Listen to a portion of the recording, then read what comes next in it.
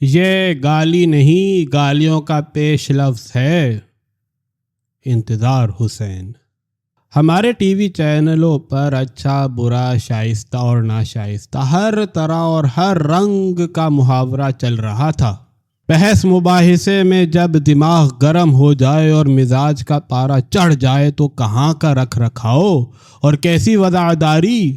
یاروں کو بہت دیر سے خیال آیا کہ گرمی صحیح مزاج میں، لیکن اس قدر کے بعد سالے اور الو کے پٹھے تک پہنچ جائے۔ زبان بگڑی تو بگڑی خبر لیجے دہن بگڑا۔ وہ کوئی بہت ہی سقا شخص ہوگا جس نے کسی ٹی وی چینل پر ایک گرم مزاج کے منہ سے الو کا پٹھا سن کر کہا کہ ارے یہ تو تہذیب سے گرا ہوا بیان ہے، یہ تو سیدھی گالی ہے۔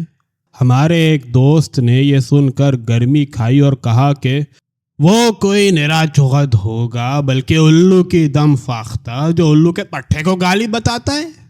ہم سے یاروں نے پوچھا تو ہم نے انہیں ایک شعر سنا دیا جو شاید کسی مسخرے شاعر نے ہنسی دل لگی میں لکھا تھا، مگر اسے شہرت کے پر لگ گئے۔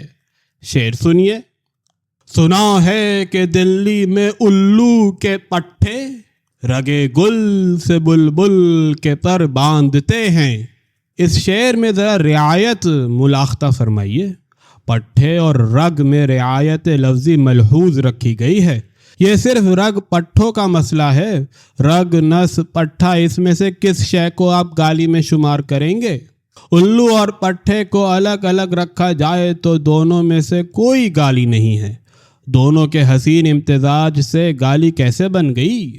ہم نے نور اللغت سے رجوع کیا، اس میں الو کے پٹھے کے معنی لکھے ہوئے تھے۔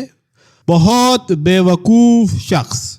اس سے ہم نے یہ نتیجہ نکالا کہ جب ہم کسی کو چغد کہتے ہیں یا پودم بے حال کہتے ہیں یا الو کی دم فاختہ کہتے ہیں تو اس کا مطلب ہوتا ہے کہ ادنا درجے کا بے وقوف۔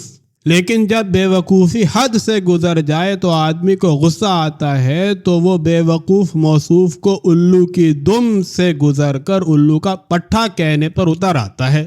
اصل میں کسی زبان کے سب بولنے والے شائستہ اور ثقہ لوگ تو نہیں ہوتے۔ ان میں مسخرے، ہنسوڑے، دل لگی باز اور پھکڑ لوگ بھی ہوتے ہیں۔ ان کی اپنی زبان، اپنا محاورہ ہوتا ہے۔ جلدی شائستگی کی حدوں سے گزر کر ابے تبے پر اتر آتے ہیں۔ شاعروں کا معاملہ یہ ہے کہ وہ زبان کے ہر لہجے کو پکڑنے کی کوشش کرتے ہیں۔ میر کو لیجئے، اس کے یہاں انتہائی شستہ لہجہ اور منجی ہوئی زبان بھی نظر آئے گی، مگر اسے ابے تبے والی زبان سے بھی کوئی عار نہیں ہے۔ ذرا اس کا یہ شعر دیکھیے۔ یوں پکارے ہیں مجھے کوچے جانا والے، ادھر آبے ابے او چاک گرے باں والے۔ ابے او سے ذرا ایک قدم بڑھو تو الو کے پٹھے والا مقام آ جاتا ہے۔ لیجئے، ہمیں اس تقریب سے ایک شاعر یاد آ گیا جس نے اپنا تخلص ہی بوم رکھ لیا تھا۔ یہ تھے بوم ہاپوڑی۔ ان کا ایک شعر سنیے۔ ان حسینوں نے اجاڑی بستیاں، بوم سالہ مفت میں بدنام ہے۔ خیر، یہ شعر تو دوسرے رنگ کا ہے۔ ہمارے کہنے کا مطلب تو یہ تھا کہ ہم اپنی قومی زندگی میں شائستہ زبان کو اور شستہ لہجے کو تو بہت پیچھے چھوڑ آئے ہیں۔ جس رنگ سے مختلف چینلوں پر سیاسی بحثیں ہوتی ہیں ان کے لیے ابے تبے کی زبان ہی موضوع ہے، مگر ہم نے تو اس سے آگے کے مرحلوں کو بھی قبول کر لیا ہے۔ یعنی جوتی، لات اور لپاڑگی کو ایک سیاسی رہنما پر بے بہاؤ کی پڑھتے بھی ہم دیکھ چکے ہیں۔ یہ واقعہ تو کہیں عدالت کے آس پاس ہوا تھا۔